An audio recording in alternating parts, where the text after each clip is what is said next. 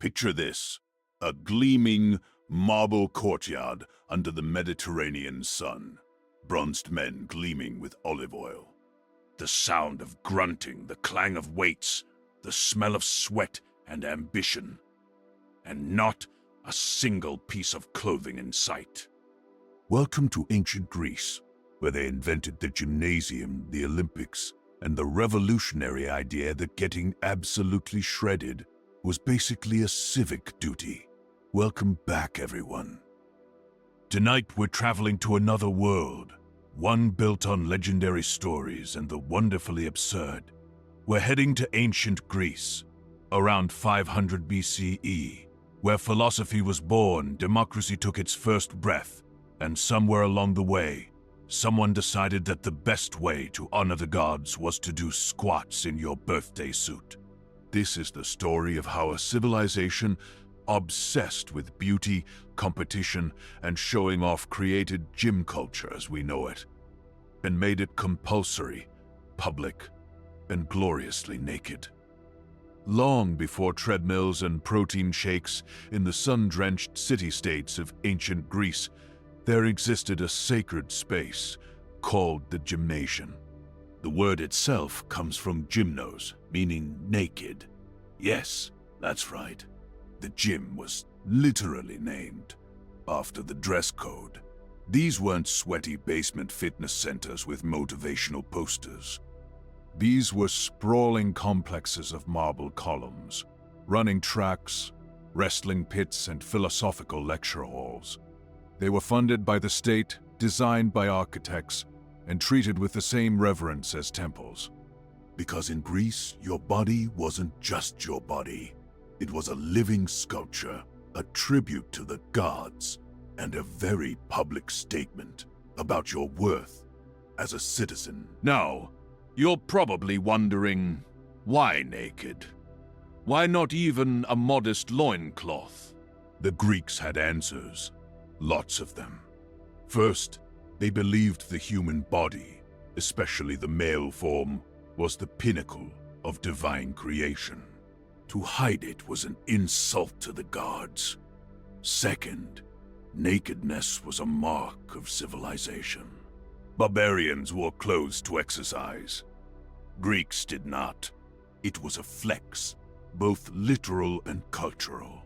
Third, and perhaps most practical, clothes got in the way. Try wrestling in a toga, try sprinting in sandals and a tunic. The Greeks tried it once, legend says, and a runner's garment slipped off mid-race. He won anyway. After that, nudity became the standard. Efficiency met exhibitionism, and history was made. A day at the gymnasium was a full sensory experience. You'd arrive in the morning, strip down, and coat yourself in olive oil. Not for cooking, for glowing. The oil made your muscles shine like a Bronze Age Instagram filter. Then you dust yourself with sand. Why? Grip, traction, texture. It turned you into a glittering, gritty warrior, ready for combat. Then came the exercise. Running, jumping, discus throwing, javelin hurling, boxing, wrestling, and an absolutely brutal sport called pankration. A mix of martial arts where the only rules were no biting and no eye gouging. Sometimes, after hours of sweating, you'd scrape the oil, sand, and dirt off your body with a tool called a strigil, a curved bronze blade that was part exfoliator, part medieval torture device. And if you were lucky, a philosopher like Socrates might wander by and ask you unsettling questions about justice while you were mid-plank. Out of this sweaty, naked, philosophically charged gym culture came one of humanity's greatest traditions. The Olympic Games, held every 4 years in Olympia, starting in 76 BCE. The Olympics were a religious festival, a political truce, and a full contact sports spectacular. all rolled into one. And yes, everyone competed naked. Imagine the opening ceremony. Thousands of oiled, muscular men parading into the stadium. The crowd roaring, the sun blazing. No uniforms, no sponsorships. Just flesh, ambition, and the favor of Zeus. Events included foot races, long jump, wrestling, boxing, chariot racing, and the pentathlon. Winners received olive wreaths, eternal glory, free meals for life, and sometimes statues erected in their honor, literally. Nudity wasn't just allowed, it was mandatory. One story tells of a woman named Calipatera who snuck into the games disguised as a male trainer to watch her son compete. When he won, she jumped the barrier in excitement, and her disguise fell away. The penalty for women attending the games? Death by being thrown off a cliff. She was spared, but after that, trainers had to be naked too. Problem solved. But the gymnasium was more than just a place to get ripped. It was the beating heart of Greek social life. Philosophers taught there. Politicians networked there. Poets recited. Artists sketched. Young men learned rhetoric, mathematics, music, and the art of debate, all while surrounded by naked, sweating bodies. It was like a university, a country club, and a CrossFit box combined. And it was exclusive. Only free male citizens were allowed. Slaves, women, and foreigners were barred. The gymnasium was where you proved you belonged to the elite, not through wealth or birth, but through physical excellence and intellectual sharpness. Your body was your resume. Your abs were your argument. And if you couldn't keep up, you were out.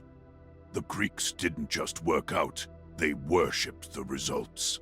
Sculptors like Polykleitos and Praxiteles created statues of athletes that became the gold standard for human beauty.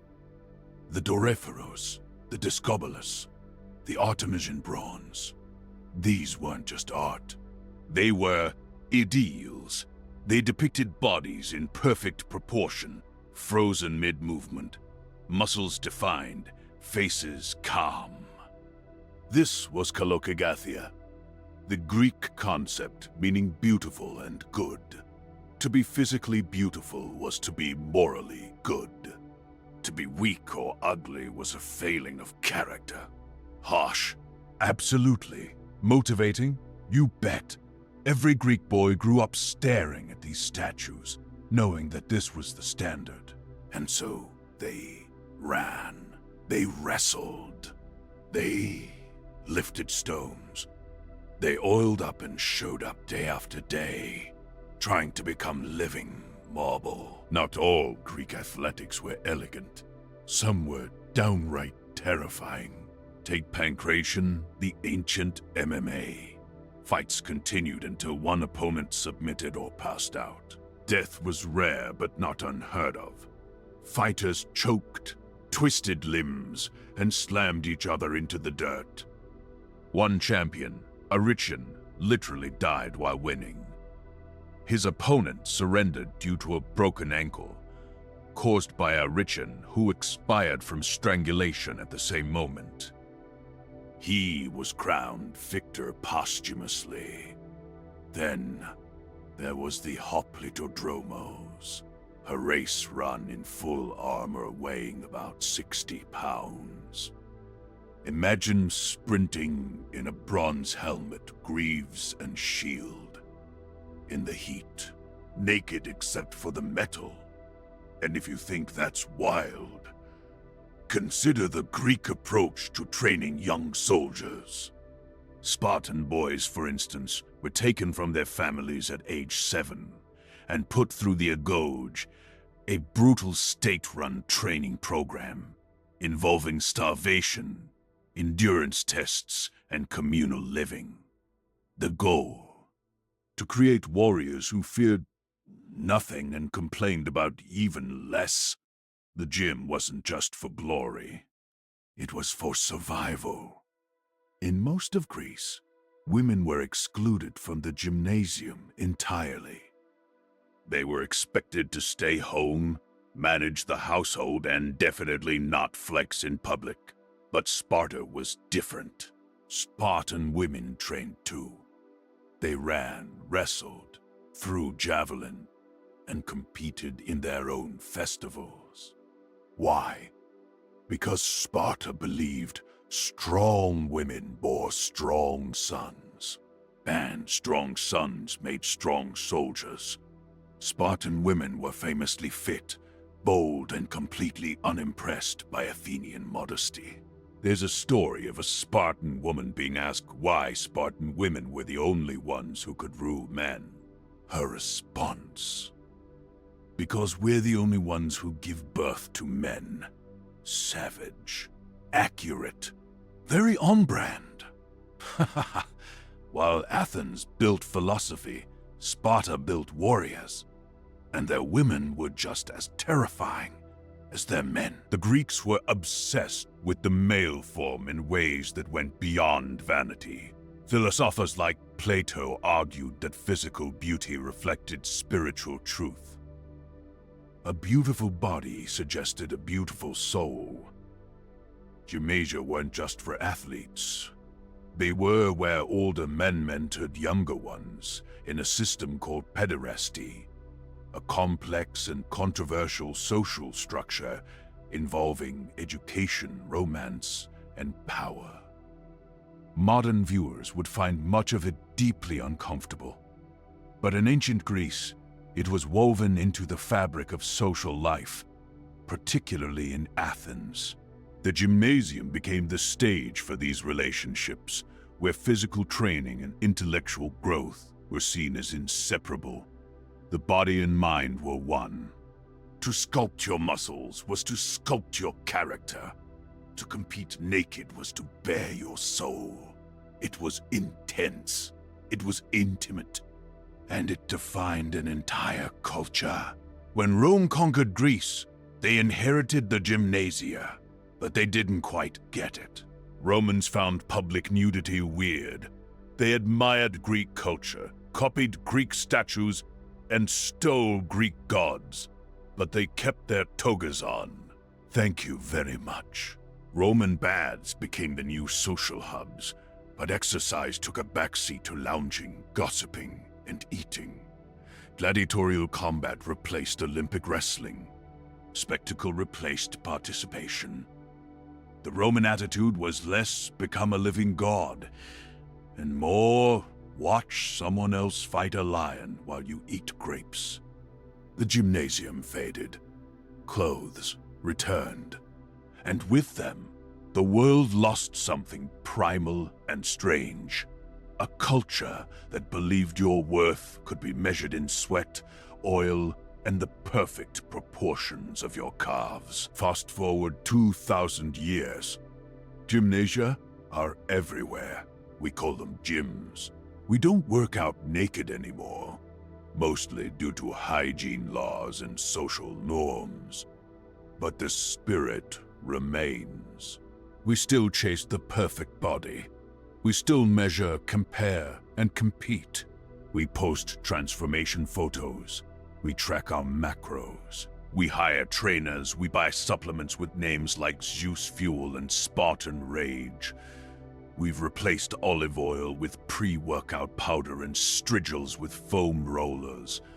But the goal is the same: to look like a statue, to be strong, to be admired.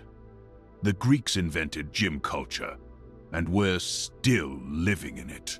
Except now we have Wi-Fi, and you can keep your pants on.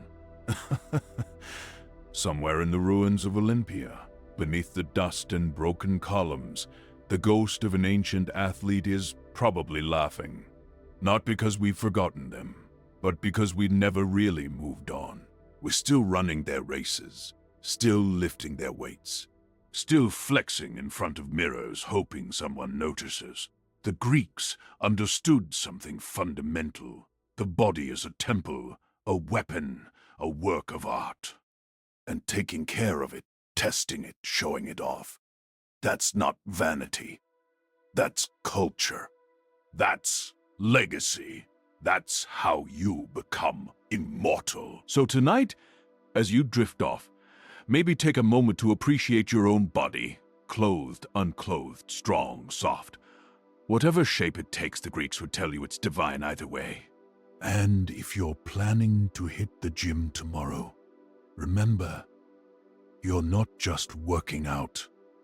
You're participating in a tradition that's older than nations, older than empires.